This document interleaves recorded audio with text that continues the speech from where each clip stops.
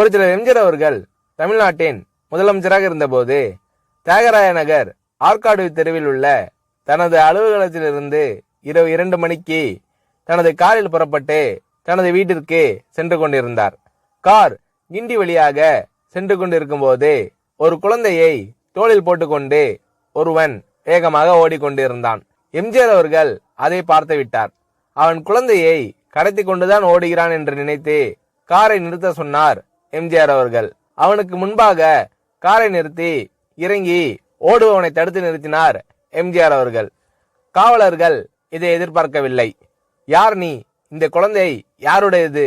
எதுக்காக இந்த நேரத்தில் தூக்கிட்டு போற என்று கேட்டார் எம்ஜிஆர் அவர்கள். ஐயா, இது என் குழந்தை தாங்க. காய்ச்சல் நெருப்பாக கொதிக்குதுங்க.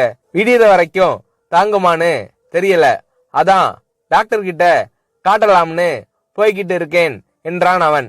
எம்ஜிஆர் அவர்கள் குழந்தையை தொட்டு பார்த்தார். அவன் சொன்னது உண்மைதான்.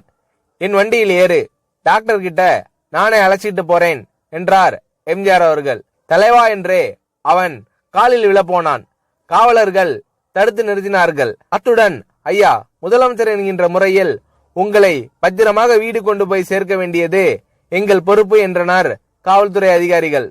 ஒரு குழந்தை காய்ச்சலால் உயிருக்கு போராடி கொண்டிருக்கும் போது நான் வீட்டுக்கு போறதுதான் முக்கியமா?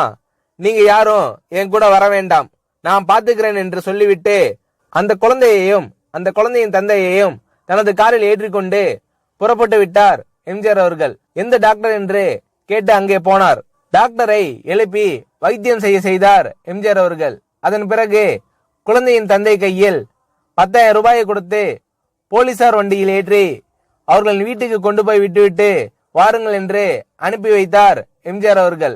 மகராசன் வாழ்க என்று நன்றியோடு விடை பெற்றார் அந்த குழந்தையின் தந்தை. சாதாரண மக்கள் மீது எம்ஜிஆர் அவர்கள் பாசம் வைப்பதோடு எப்பொழுதும் அவர்கள் பற்றியே சிந்தித்துக் கொண்டும் இருப்பார் என்பதை எம்ஜிஆர் அவர்களுக்கு நெருக்கமானவர்கள் நிறைய பேர் சொல்லி இருக்கிறார்கள்.